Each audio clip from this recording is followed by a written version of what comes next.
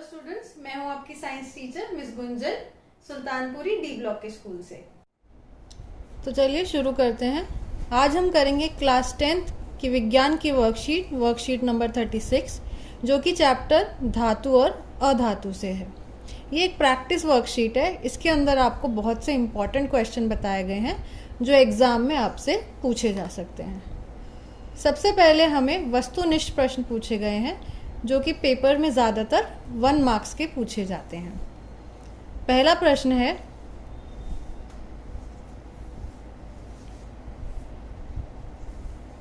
प्रश्न है एक तत्व ऑक्सीजन के साथ अभिक्रिया करके उच्च गलनांक वाला यौगिक बनाता है।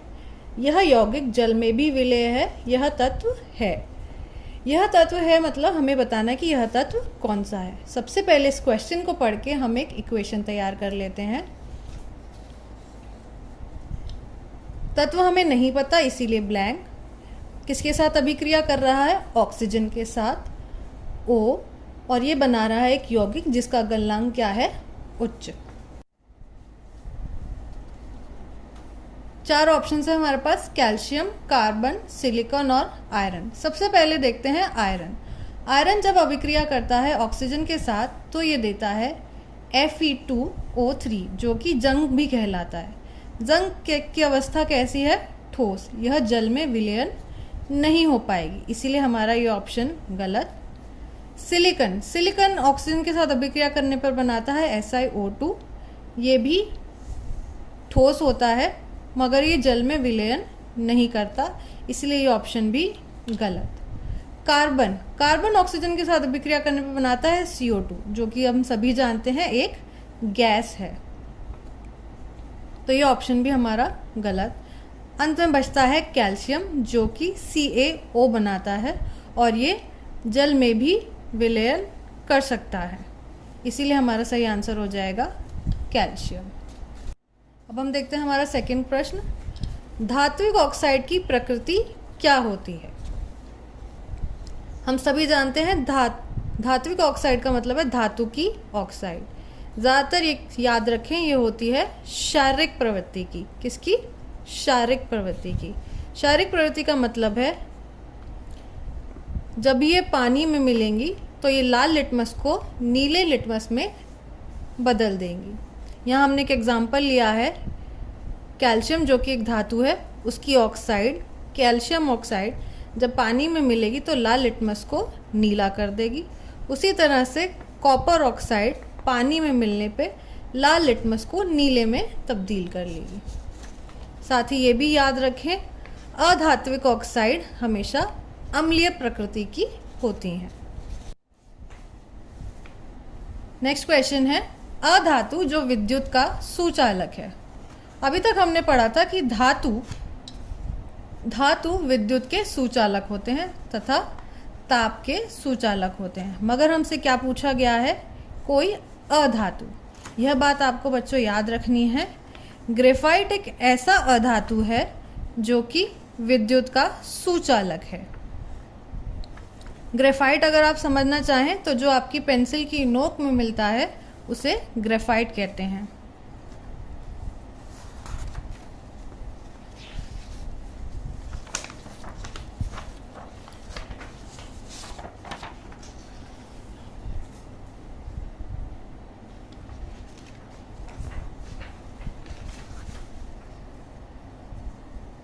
अब है हमारा नेक्स्ट क्वेश्चन नंबर 4।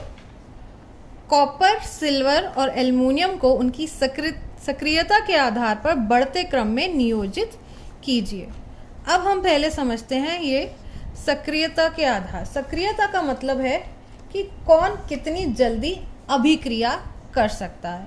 इसके लिए हमारे पास एक सक्रियता श्रेणी है। सक्रियता श्रेणी, इसमें हमने बढ़ते क्रम में हमारे तत्वों को लगा रखा है, यानी कि जो तत्व जितना ऊपर है वो उतना ज़्यादा सक्रिय है, जो जितना नीचे है वह उतना कम सक्रिय है। सिल्वर, गोल्ड, प्लैटिनम, सिल्वर यानी चांदी, गोल्ड यानी कि सोना, प्लैटिनम, ये सब सक्रियता श्रेणी में हम देखते हैं सबसे नीचे हैं। ये बहुत जल्दी किसी भी चीज़ से अभिक्रिया नहीं करते। हम जैसे जैसे ऊपर बढ़ेंगे वैसे वैसे तत्वों की अभिक्रिया बढ़ती जाएगी। पोटेशियम सबसे ऊपर है, इसका मतलब ये सभी तत्वों में सबसे ज़्यादा सक्रिय है। एक बात और ध्यान रखते हैं, आपने विस्थापन क्रिया के बारे में सुना ही होगा। विस्थापन का मतलब है एक को अपनी जगह से हटा देना। उसमें भी हमें सक्रियता श्रेणी की मदद मिलती है। अपने से ऊपर के तत्व को कोई तत्व नहीं हिला सकता। यानी कि अगर हम कहें Zn यानी कि जिंक, क्या आयरन को हटा सकता है? जी हाँ, बिल्कुल हटा सकता है, क्योंकि जिंक ऊपर है और आयरन नीचे। वही क्या आयरन जिंक को हटा सकता है? नहीं, आयरन जिंक को नहीं हटा पाएगा, क्योंकि जिंक उससे ज़्यादा सक्रिय है। हमें देखना है कॉपर, सिल्वर और एल्युमिनियम में से कौन कितना ज़्यादा सक्रिय है। कॉपर ये रहा, सिल्वर ये रहा और एल्युमिनियम ये रहा। जो जितना नीचे है वह उतना ही कम सक्रिय होगा। यानी इन तीनों में से सिल्वर सबसे कम सक्रिय है। तो सबसे पहले हमने लिखा सिल्वर, उसके बाद कॉपर या जो कि उससे ज़्यादा सक्रिय है, उसके बाद एल्युमिनियम जो कि इन तीनों में से सबसे ज़्यादा सक्रिय है। चलिए नेक्स्ट क्वेश्चन है हमारा 5th क्वेश्चन। अभिक्रियताशीलता के आधार पर अवरोही क्रम में व्यवस्थित सामान्य धातु की सूची का क्या नाम है? सबसे पहले अवरोही क्रम को समझते हैं। इसका मतलब है अवरोही यानी ऊपर की दिशा में, यानी जो सबसे कम सक्रिय है वह नीचे, सबसे ज़्यादा सक्रिय सबसे ऊपर। इस क्रम को हम जानते हैं, अभी हमने देखा था, इस क्रम को कहा जाता है सक्रियता श्रेणी। इंग्लिश में अगर कहें तो इसे हम कहते हैं रिएक्टिविटी सीरीज। रिएक्टिविटी मतलब सक्रियता श्रेणी, सीरीज। आंसर इसका हो गया सक्रियता श्रेणी। नेक्स्ट क्वेश्चन है हमारा, डैश अभिक्रियशील धातु अपने से डैश अभिक्रियशील धातु को उसके लवण के विलयन से विस्थापित कर सकती है। सबसे पहले विलयन का मतलब समझते हैं। विलयन का मतलब है पानी में मिला हुआ, यानी कि FeSO4 पानी में मिला दिया जाए तो FeSO4 का विलयन बन जाता है। यह वैसे हरा रंग का होता है। हमने अभिक्रियता श्रेणी में पढ़ा था कि जो जितना ऊपर है वो अपने से नीचे वालों को विस्थापित कर सकता है। विस्थापन का मतलब अपनी जगह से हटा सकता है, यानी कि जो जितना अभिक्रिय है वह अपने से कम अभिक्रियशील को विस्थापित कर सकता है। यानी कि अधिक अभिक्रियशील धातु अपने से कम अभिक्रियशील धातु को उसके लवण के विलयन से विस्थापित कर सकता है। इसको एक एग्जाम्पल के द्वारा समझते हैं। जैसे कि हमने विलयन लिया FeSO4 का, जो कि हरे रंग का होता है, उसमें हमने डाला Cu यानी कि एक कॉपर की एक रॉड डाली, इसका रंग हरा होता है। आयरन और कॉपर, आयरन ऊपर होने के कारण ज़्यादा अभिक्रियशील है, यानी कॉपर जो कि उससे नीचे है उसे विस्थापित नहीं कर पाएगा।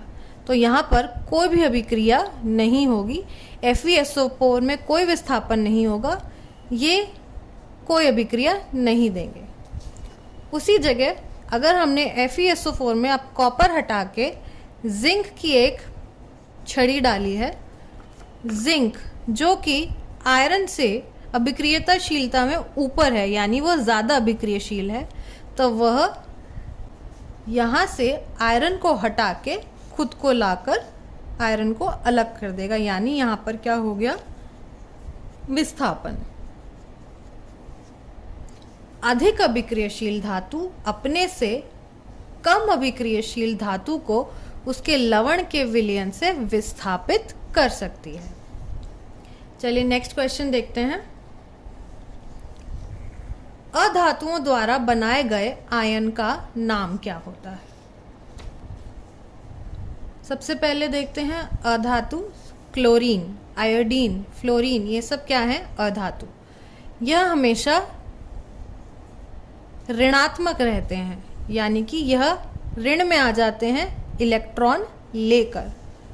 धातु जो कि इलेक्ट्रॉन का त्याग करते हैं वह घनावेश में आ जाते हैं, इसीलिए अधातुओं द्वारा बनने वाले आयन का नाम ऋणायन होगा।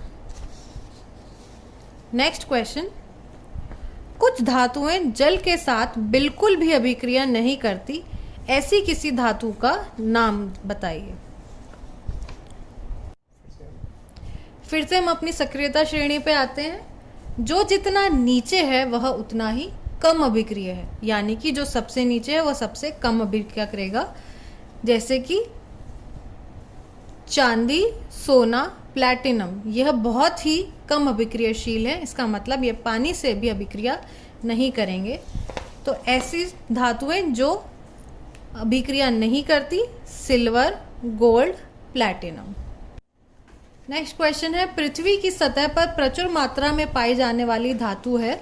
4 ऑप्शंस है हमारे पास, कॉपर, एल्युमिनियम, आयरन और सिल्वर। यह हमेशा याद रखें। पृथ्वी की सतह में सबसे ज़्यादा मिलने वाली धातु है एल्युमिनियम। नेक्स्ट क्वेश्चन, किसी तत्व E, इस तत्व को हम E से दर्शा रहे हैं इस समय, Z = 16। Z का मतलब है एटॉमिक संख्या, यानी इस तत्व E की एटॉमिक संख्या है 16 का इलेक्ट्रॉन विन्यास है 2, 8, 6। यह 6 इलेक्ट्रॉन, ये इलेक्ट्रॉन का शॉर्ट फॉर्म है, यह 6 इलेक्ट्रॉन का त्याग करेगा अथवा 2 इलेक्ट्रॉन ग्रहण करेगा। हम यह जानते हैं सतत होने के लिए हर तत्व इस विन्यास को पाना चाहता है, यानी 2, 8, 8, और हमें दिया गया है इसका विन्यास है 2, 8, 6। तो इस तत्व के पास 2 ऑप्शन है, या तो वह 6 का त्याग करे, इस 6 को हटा दे, तो इसके पास 2 और 8 हो जाएंगे जो कि एक सतत है, या फिर 2 और लेकर 2, 8, 8 बना ले।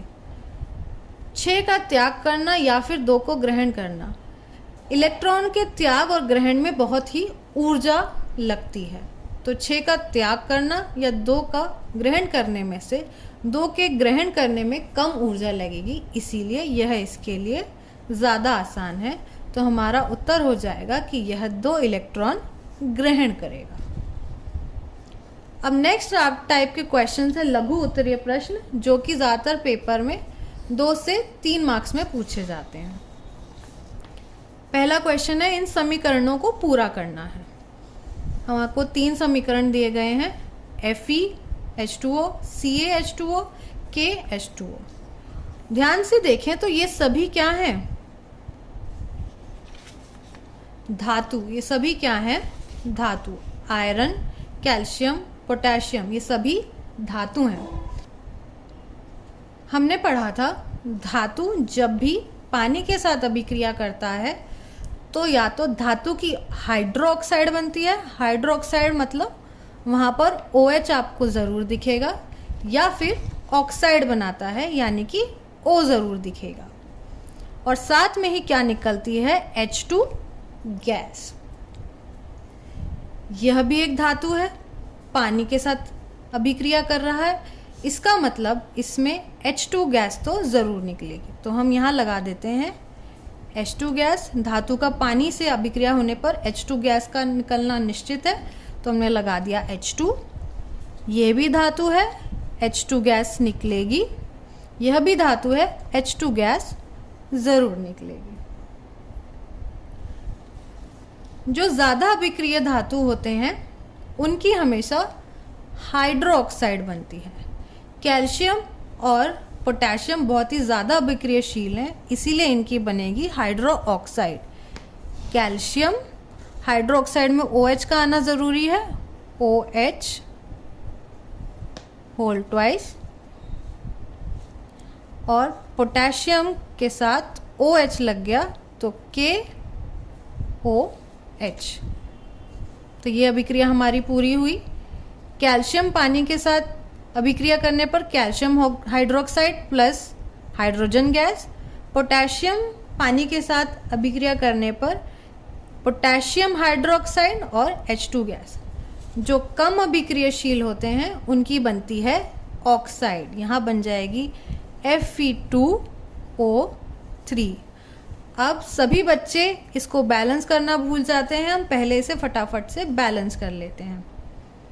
हाइड्रोजन यहाँ 2 है, यहाँ भी 2 है, ऑक्सीजन यहाँ 3 है, इसलिए यहाँ पे हम लगा देते हैं 3, यानी 3 ऑक्सीजन बराबर हो गए। मगर ये लगाते ही हाइड्रोजन बढ़ गया तो ये हो गए 3 दूनी 6। 6 करने के लिए यहाँ हम लगा देते हैं 3। आयरन यहाँ पर कितना है 2, यहाँ पे बैलेंस करने के लिए 2।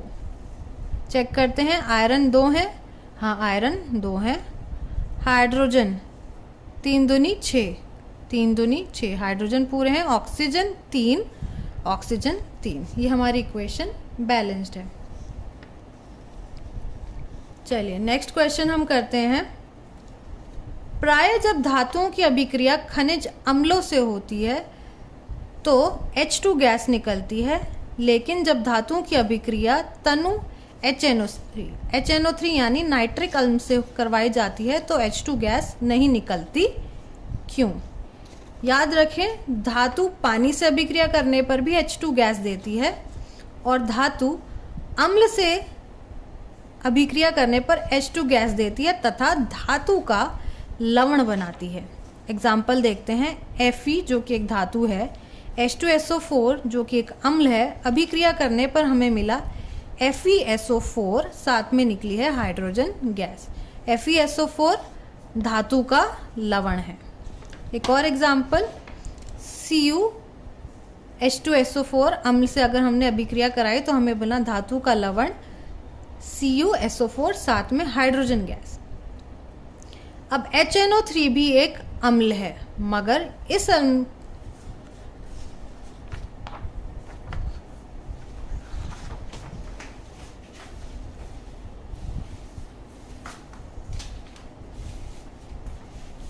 आयरन जो धातु को अगर हमने इस अम्ल से अभिक्रिया कराई तो H2 गैस नहीं निकली, क्यों? होता क्या है, H2 गैस इसमें निकलती है, मगर यह रिएक्शन बहुत ही तेज गति से हो जाता है, बहुत ही तीव्र होता है रिएक्शन। और HNO3 एक बहुत ही बड़ा ऑक्सीकारक है। ऑक्सीकारक का मतलब है वह जिसके साथ भी जुड़ेगा उसको ऑक्सीजन दे देगा। ये H2 को HNO3 ऑक्सीजन दे के चला जाता है, तो यह क्या बन जाता है, H2O जो कि जल है। हाइड्रोजन गैस फटाफट किस में तब्दील हो जाती है, पानी में।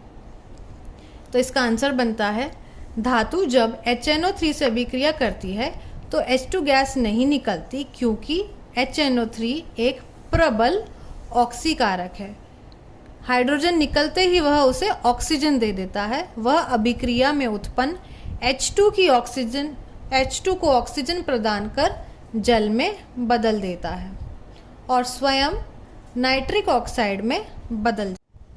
नेक्स्ट क्वेश्चन देखते हैं। आपको हथौड़ा, बैटरी, बल्ब, तार एवं स्विच दिया गया है। इनका उपयोग कर धातुओं और अधातुओं के नमूने के बीच विभेद कैसे कर सकते हैं? हम जानते हैं धातु पीटने पर चपटे होकर चादर में या फिर परतों में बदल जाते हैं। धातु विद्युत के सुचालक होते हैं। यह बातें हमें दोनों ध्यान रखनी है। हथौड़े का इस्तेमाल करके हमें जो भी नमूना मिलेगा हम उसे पीट कर देख सकते हैं। अगर वह चादर या परत में बदल रहा है इसका मतलब वह धातु है, अगर नहीं तो वह अधातु है। उसी तरह से हम बल्ब, तार, स्विच और बैटरी को इस्तेमाल करके एक परिपथ बना सकते हैं। परिपथ के बीच में हम अपना जो भी हमें मिला है तत्व उस नमूने को डालकर स्विच को बंद करते हैं। अगर यह बल्ब जलता है इसका मतलब वह विद्युत का सुचालक है, और विद्युत के सुचालक कौन होते हैं? धातु। बल्ब जलने पर हमें पता चल जाएगा नमूना क्या है? धातु। और अगर बल्ब नहीं जलता तो वह क्या है? अधातु।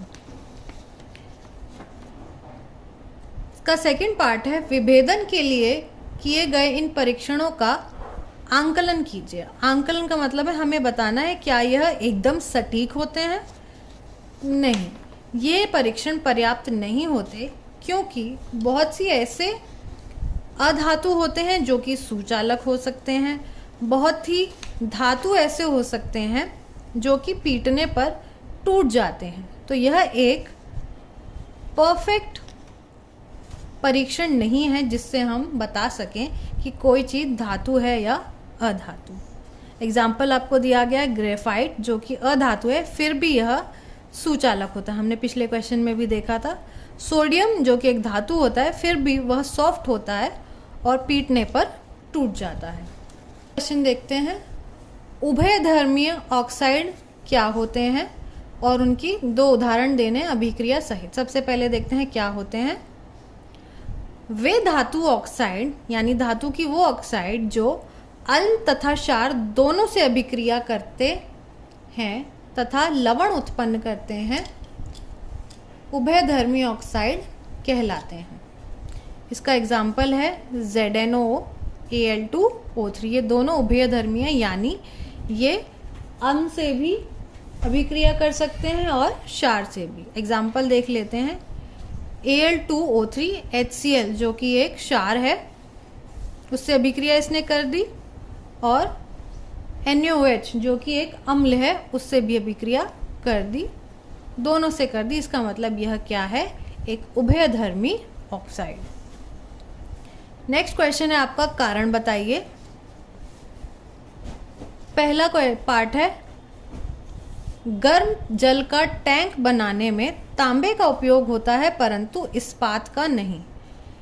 इस्पात मतलब स्टील। गर्म जल यहाँ पर है आपके गीजर। गीजर बनाने के लिए तांबे का इस्तेमाल होता है मगर स्टील का इस्तेमाल क्यों नहीं होता?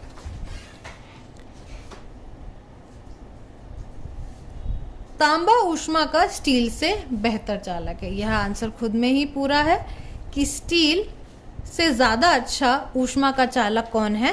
तांबा। इसीलिए वह ज़्यादा अच्छे से गर्म कर सकता है, ज़्यादा जल्दी गर्म कर सकता है। सेकंड पार्ट है आभूषण बनाने में सोने और चांदी का उपयोग किया जाता है। बात हम बहुत अच्छे से जानते हैं कि हमारे आसपास के वातावरण में बहुत ज़्यादा ऑक्सीजन उपलब्ध है। अगर हम किसी भी धातु को देर तक हवा में खुला छोड़ दें तो उस पर एक ऑक्साइड की परत आ जाएगी, मगर क्योंकि सोना और चांदी बहुत ही कम अभिक्रियाशील हैं, वह बिल्कुल भी ऑक्सीजन के साथ अभिक्रिया नहीं करेंगे और उनकी चमक बहुत टाइम तक बनी रहेगी। इसका उत्तर होता है सोना और चांदी बहुत ही कम अभिक्रियाशील होते हैं। वे वातावरण में मौजूद ऑक्सीजन से जल्दी अभिक्रिया नहीं करते, इसीलिए सालों साल उनकी चमक बनी रहती है। इसका लास्ट पार्ट सोडियम, पोटेशियम एवं लिथियम जो कि Li से दर्शाया जाता है को तेल के अंदर संग्रहित किया जाता है। ध्यान से देखें तो सोडियम और पोटेशियम हमारी सक्रियता श्रेणी में सबसे ऊपर आता है, यानी ये बहुत ही जल्दी किसी से भी अभिक्रिया कर सकते हैं। अगर हम इसे वातावरण में जहाँ की ऑक्सीजन बहुत सारी है, अगर हम सोडियम को ऐसे ही हवा में खुला छोड़ दे तो उसमें पड़े पड़े अपने आप आग लग सकती है, वह इतना सक्रियशील होता है। इसीलिए हवा में मौजूद ऑक्सीजन से बचाने के लिए हम उसे किसके अंदर रखते हैं? तेल के अंदर, ताकि वह जल्दी से अभिक्रिया ना करे। इसीलिए सोडियम, पोटेशियम और लिथियम को तेल के अंदर संग्रहित करके रखा जाता है।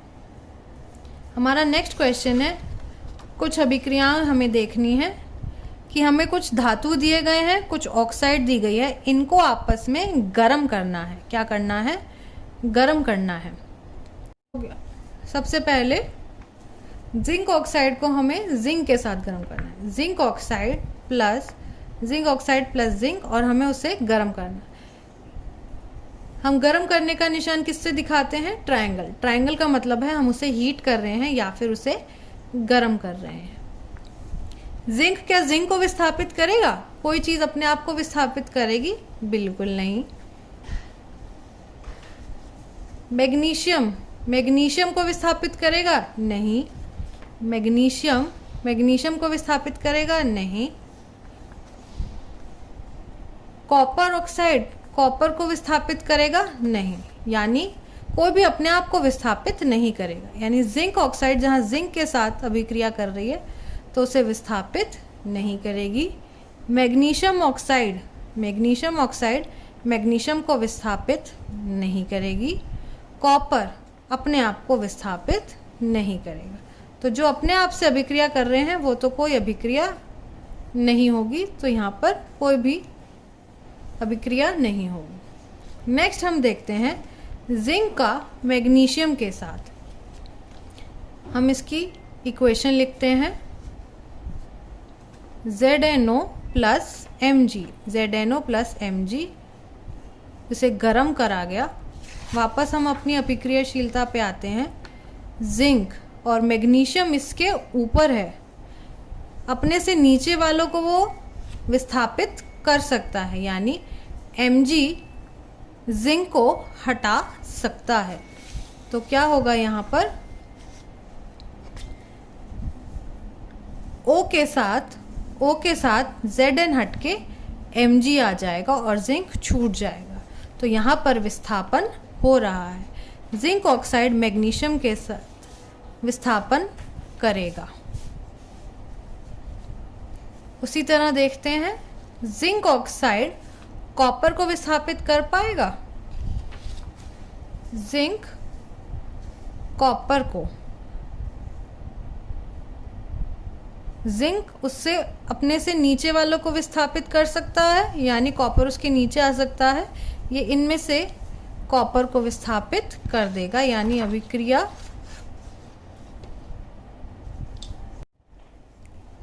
जिंक का देखते हैं। जिंक कॉपर, क्या कॉपर जिंक को हटा सकता है? कॉपर क्या जिंक के ऊपर है? नहीं, नीचे है। अपने से ऊपर वाले को ये बिल्कुल नहीं हटा सकता, इसीलिए यहाँ पर कोई भी अभिक्रिया नहीं होगी। कॉपर अपने से ऊपर वालों को नहीं हटा सकता, तत्व अपने से नीचे वालों को ही हटा सकते हैं, इसीलिए यहाँ पर कोई अभिक्रिया नहीं होगी। जिंक ऑक्साइड कॉपर के साथ अभिक्रिया नहीं करेगा, यानी विस्थापन नहीं होगा। नेक्स्ट पे आते हैं, मैग्नीशियम ऑक्साइड जिंक के साथ, MgO जिंक के साथ। क्या जिंक मैग्नीशियम को विस्थापित कर पाएगा? मैग्नीशियम इससे ऊपर है, तो जिंक इतना ताकतवर नहीं है कि मैग्नीशियम को हटा पाए, इसीलिए यहाँ पर भी कोई अभिक्रिया नहीं होगी। यहाँ पर हम अपना आंसर लिख देते हैं, कोई अभिक्रिया नहीं होगी। मैग्नीशियम और कॉपर का देखते हैं। मैग्नीशियम और कॉपर, क्या कॉपर मैग्नीशियम को हटा पाएगा? कॉपर नीचे है, मैग्नीशियम ऊपर, यानी कॉपर अपने से ऊपर मैग्नीशियम को नहीं हटा सकता। इसका मतलब यहाँ भी कोई अभिक्रिया नहीं होगी। कॉपर ऑक्साइड जिंक के साथ, कॉपर ऑक्साइड जिंक के साथ जब हम गर्म करेंगे, क्या जिंक कॉपर को हटा सकता है? जिंक कॉपर से ऊपर है, तो ये अपने से नीचे जो भी आते हैं उन्हें हटा सकता है। कॉपर जिंक से नीचे है तो ये इसे विस्थापित कर देगा। तो हमारा आंसर है यहाँ अभिक्रिया होगी। मैग्नीशियम भी जिंक से ऊपर है, मैग्नीशियम भी जिंक से ऊपर है, ये भी विस्थापित हो जाएगा। तो यहाँ भी विस्थापन होगा। सबसे पहला पार्ट है हमारा, उस धातु का नाम बताना है जिसकी आघात वर्ध्यता सबसे अधिक हो। आघात वर्ध्यता मतलब है वह पतली से पतली परतों में बदला जा सके, यानी वह धातु जो सबसे पतली परतों में बदला जा सके। इसका आंसर है सोना। गोल्ड सबसे पतली चादरों में बदला जा सकता है। अगर आपको याद हो तो हमने 9th क्लास में जो एटॉमिक मॉडल पढ़ा था रदरफोर्ड का, उसमें भी उन्होंने सोने की चादर का इस्तेमाल करा था क्योंकि वह सबसे पतली हो सकती है। नेक्स्ट है हमारा, एक ऐसा धातु जिसकी ऊष्मा की सुचालकता सबसे अधिक हो, जो सबसे अच्छी ऊष्मा का चालक हो, उसका आंसर है कॉपर। लास्ट है हमारा, जो उन्मुक्त अवस्था में नहीं पाई जाती ऐसी धातु। उन्मुक्त का मतलब होता है फ्री, ऐसा है लिथियम। लिथियम बहुत ही ज़्यादा सक्रिय होता है, हमने पहले भी पढ़ा था। उसको तेल के अंदर रखा जाता है, उसे खुली हवा में नहीं छोड़ा जा सकता क्योंकि वह बहुत ही अभिक्रियाशील है। लिथियम हमेशा आपको LiO2 या LiO3 के फॉर्म में मिलेगा, कभी भी सिर्फ Li आपको प्रकृति में नहीं मिलेगा क्योंकि वह बहुत ही अभिक्रियाशील है।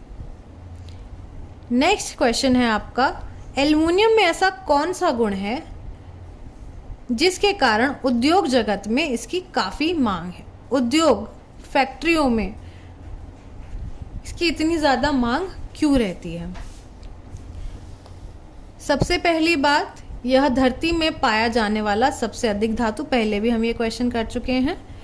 बहुत ही किफ़ायती होता है एल्युमिनियम क्योंकि यह बहुत ही सस्ता होता है। इससे मशीन बनाने के लिए प्रयोग कर सकते हैं और वह बड़ी बड़ी मशीनें भार में भी हल्की होंगी क्योंकि वह एल्युमिनियम से बनी है। और सबसे अच्छी लक्षण जो इसका होता है वह है कि यह विद्युत का सुचालक है। नेक्स्ट क्वेश्चन है हमारा, हमें एक डायग्राम दिया गया है Na और यहाँ पर O, ये यहाँ पे कुछ एरोज बनाए गए। इसका मतलब दर्शाता है कि यह इलेक्ट्रॉन इसको दे रहा है। तो हमसे पूछा गया है इसका रासायनिक सूत्र। रासायनिक सूत्र कैसे लिखेंगे? सबसे पहले लिखते हैं Na, यहाँ कितने यूज हुए? 1 और 2, तो Na2।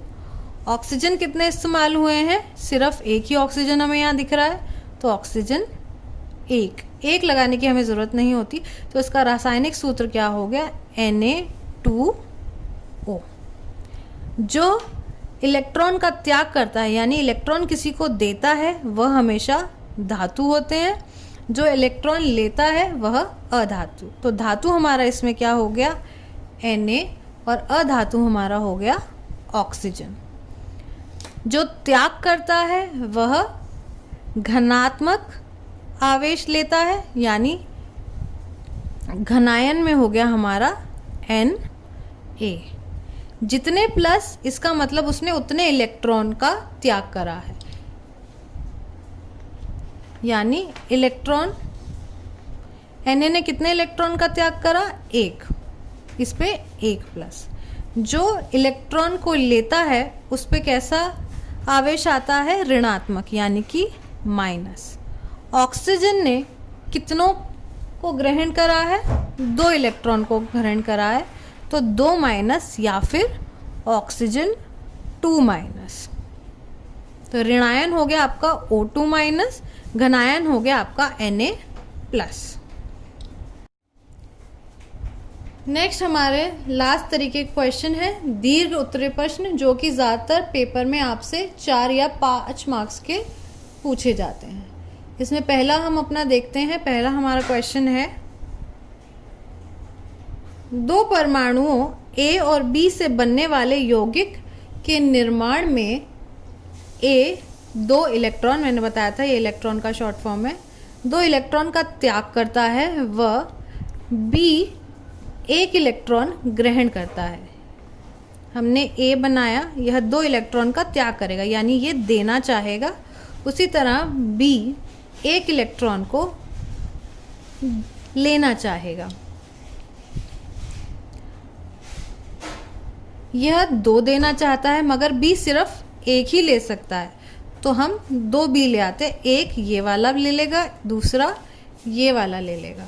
क्या होगा, इसने त्याग करा, ये घनावेश में आ जाएगा, 2 का त्याग करा तो 2 प्लस, इस B ने 1 को ग्रहण करा, ये उठ के यहाँ आ गया, तो इस पे ऋणात्मक नेगेटिव, 1 ग्रहण करा 1 नेगेटिव, इस B ने दूसरे इलेक्ट्रॉन को लिया, ये वाला इलेक्ट्रॉन इसके पास चला गया, इसने भी 1 ग्रहण करा तो ऋणात्मक 1 ऋणात्मक।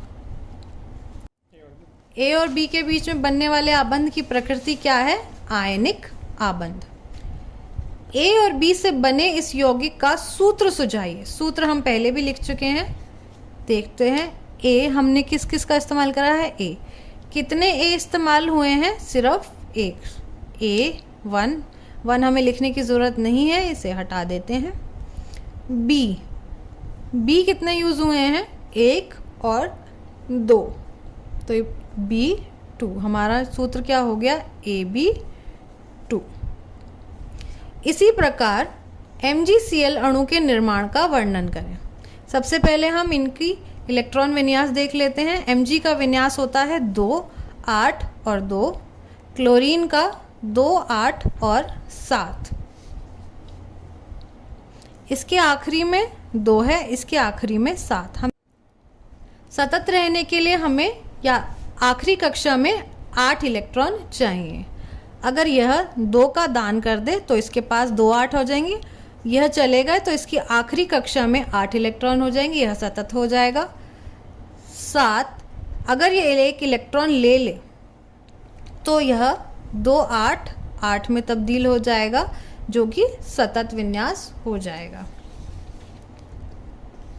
Mg के आखिरी कक्षा में 2 इलेक्ट्रॉन थे, वो हमने यहाँ से दिखाए, 1 और 2।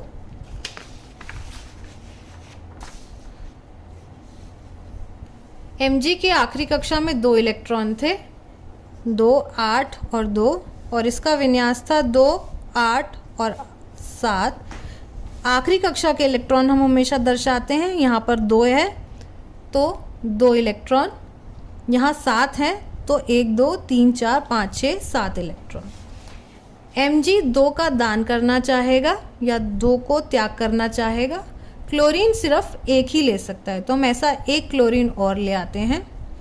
ये वाला इलेक्ट्रॉन इस क्लोरीन को, ये वाला इलेक्ट्रॉन इस क्लोरीन को, इसने त्याग करा तो इसके पास घनात्मक आवेश, 2 का त्याग करा तो 2 घनात्मक, इसने 1 ले लिया यहाँ से तो इसके पास 1 ऋणात्मक, इस क्लोरीन ने 1 ले लिया तो इसके पास 1 ऋणात्मक। Mg plus plus Cl minus Cl minus. अब इसका गुणसूत्र अगर लिखना चाहें तो Mg हमने कितना इस्तेमाल करे, सिर्फ 1 Mg। Cl हमने कितना इस्तेमाल करे, 2, तो MgCl